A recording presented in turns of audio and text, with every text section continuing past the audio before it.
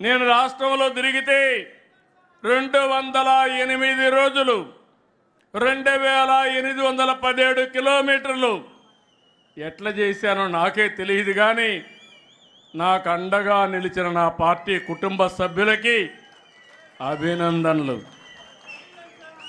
యువగళం పేరుతో లోకేష్ గారు 226 రోజులు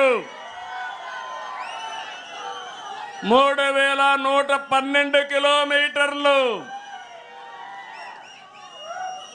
2024 అధికారంలోకి రావడానికి దోహదం చేసిన యువగళానికి నీరాజనాలు పలికింది కూడా మీరందరూ.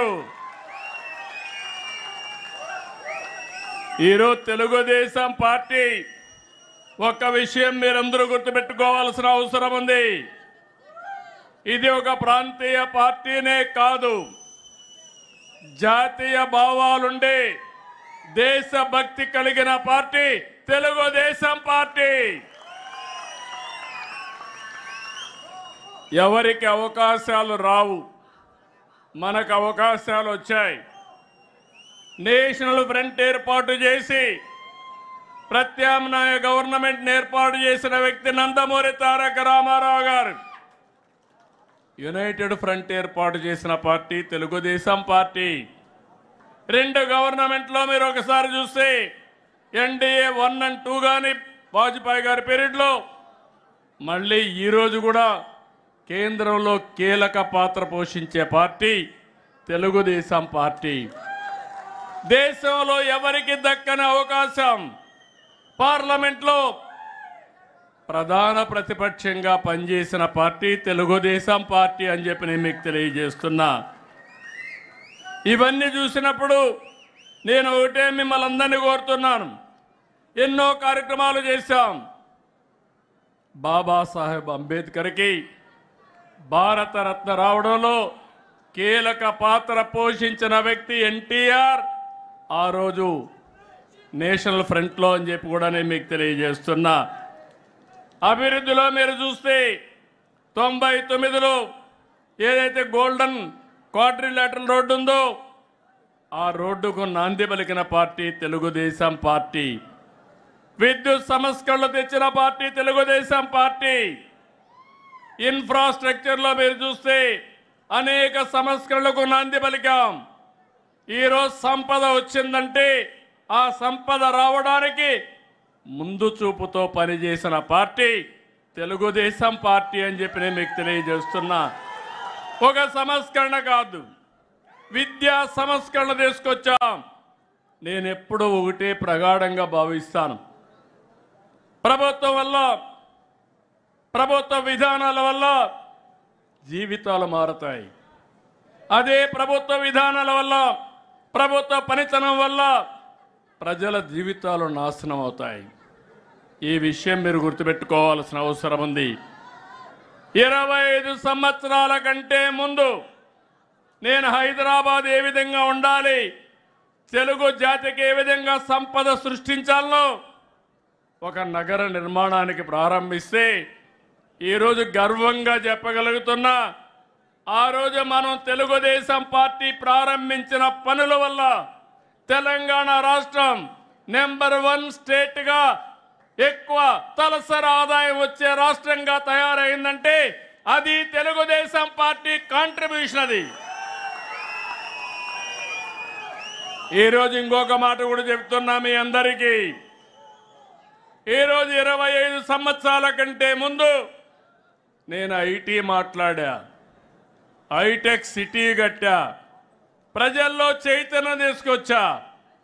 అప్పుడు నన్ను నమ్మలేదు. కానీ ఈరోజు మీరు చూస్తే మీ ఊర్లో ఎంతమంది ప్రపంచంలో వేరే దేశాల్లో ఉన్నారో చూస్తే దానికి దోహదం చేసిన పార్టీ తెలుగుదేశం పార్టీ.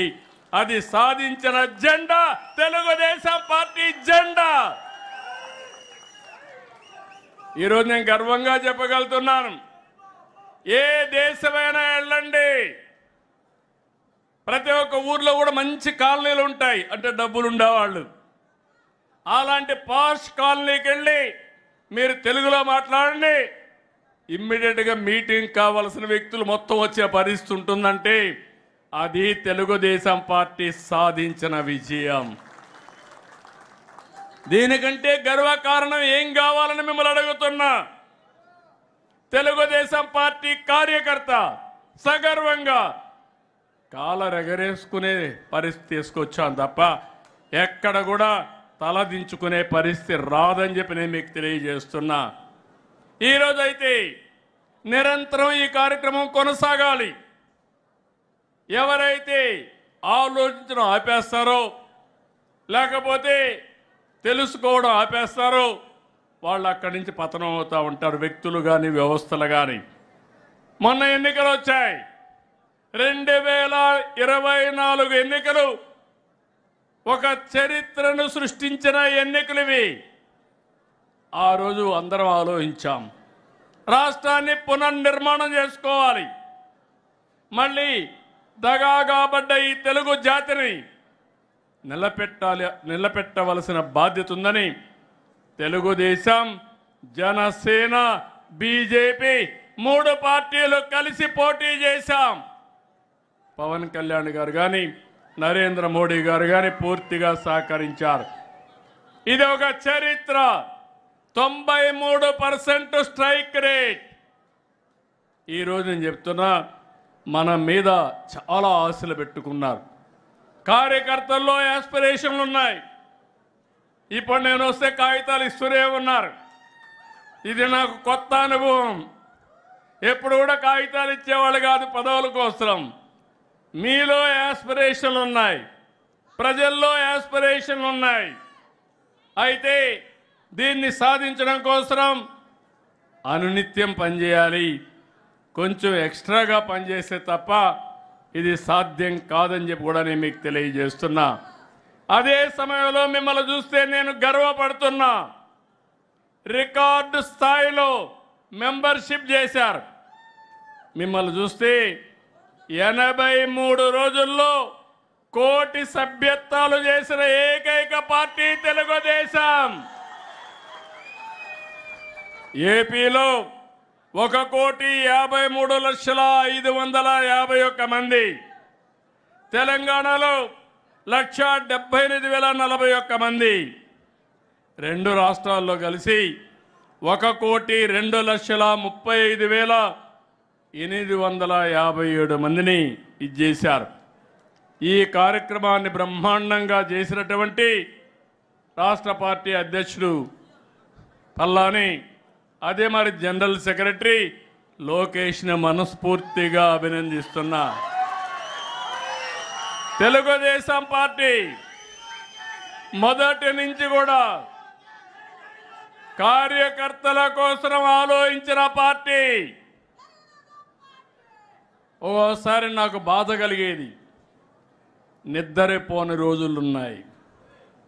ఒక కార్యకర్తని నడి రోడ్డు మీద చంపినప్పుడు, నా కుటుంబ సభ్యుడిని చంపినప్పుడు ఎంత బాధపడ్డానో మీరు గుర్తుపెట్టుకోవాలి. అందుకే అలాంటి కార్యకర్తల కోసం దేశంలో ఎవ్వరూ పెట్టలేదు. స్కూల్ పెట్టి ఆ పిల్లల్ని చదివించి మళ్ళీ వాళ్ళ తండ్రి ఉంటే తండ్రి లేని లోటు ఉండదేమో కానీ నేను మాత్రం వాళ్ళ జీవితాలకు వెలుగు సాధించి పెట్టే వరకు వారికి అండగా ఉన్నానంటే అది తెలుగుదేశం పార్టీ. ఈరోజు మీరు ఇక్కడికి వస్తున్నారు.